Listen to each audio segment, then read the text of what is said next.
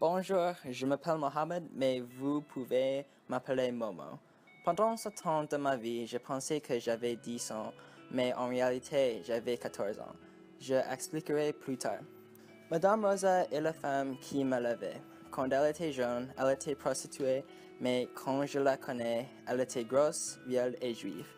Elle s'occupait beaucoup des enfants de tout temps, mais je restais avec elle pour le temps le plus long.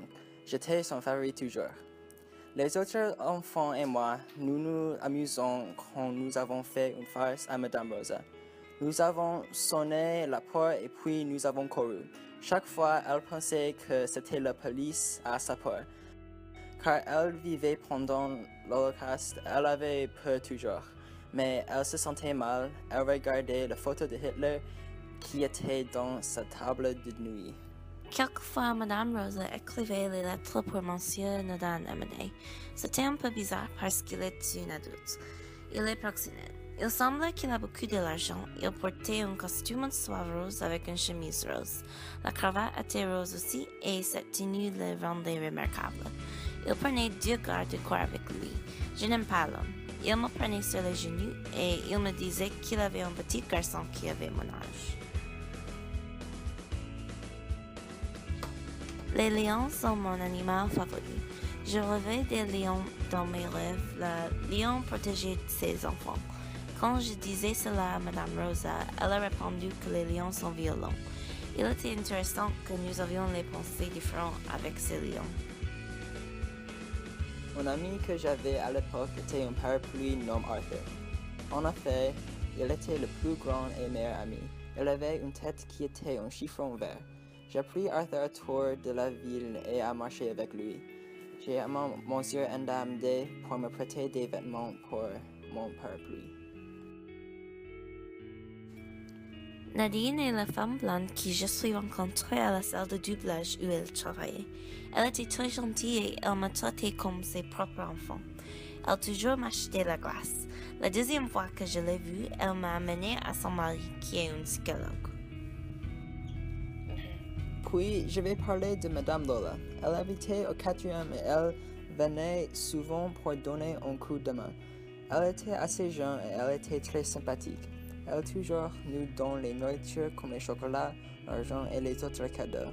Elle était une bonne personne dans notre vie. Monsieur Walumba est un noir du Cameroun qui m'a aidé plusieurs fois. Par exemple, une fois, il est allé chercher 5 compagnons et ils sont venus danser autour de Madame Rosa. Il était très bizarre, mais ils ont dansé pour chasser les mauvais esprits qui s'attaquent Madame Rosa. Aussi, ils jouent les instruments de musique spéciale. Aussi, je me souviens le temps quand Monsieur Walumba a parlé de les vieux en Afrique et en France. Il a dit qu'en Afrique, les vieux sont une partie d'une tribu ou une communauté. Mais en France, il n'y a pas de tribu à cause de l'égoïsme. Un jour, il y a un homme qui a sonné à la porte. Il était très pâle et transpirait beaucoup. Il a dit qu'il s'appelait Kadir Youssef et il venait voir son fils Mohamed.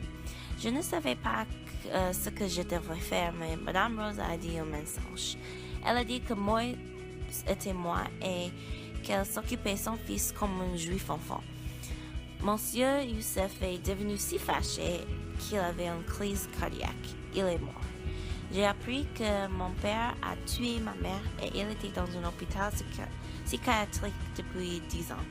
Ma mère s'appelait Isha, qui était le nom le plus joli que j'ai jamais entendu. Après sa visite de mon père, Madame Rosa a révélé que j'avais 14 ans vraiment. Elle m'a menti parce qu'elle avait peur que quand j'ai grandi, je la quitterais. Mais ce n'est pas vrai, car j'aime Madame Rosa beaucoup. Dr. Katz était le docteur de Madame Rosa. Pour longtemps, nous pensions qu'elle avait le cancer, mais c'était une autre maladie. Quand j'avais 10 ans, je pensais qu'elle se rétablirait et je réalisais que sa santé détériorait. Un jour, Madame Rosa m'a demandé à l'aider. Elle voulait que je l'aie avorté, alors elle ne devient jamais une légume. Dr. Katz ne m'aiderait pas, il avait peur des conséquences de l'euthanasie. Ça m'était égal.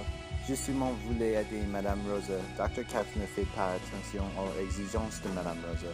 Il ne comprendait jamais que Madame Rosa était le seul personne que j'aimais et je ne la laissais pas devenir champion du monde des légumes. Une vie comme un légume n'est pas une vie. Il voulait appeler une ambulance, mais j'ai refusé.